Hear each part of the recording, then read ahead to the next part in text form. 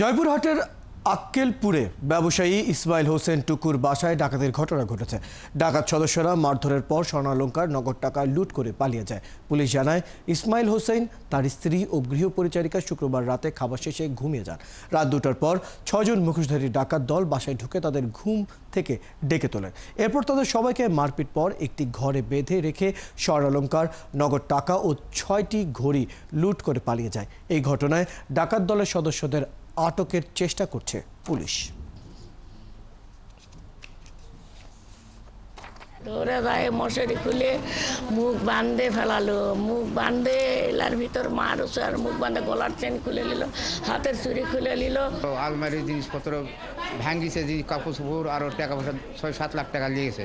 ওরা হয়তো তদন্ত জানে যে বাসায় শুধু শ্বশুর শাশুড়ি আছে, কারণ আমার হাজবেন্ড বৃহস্পতিবারে বগুড়াতে যায়।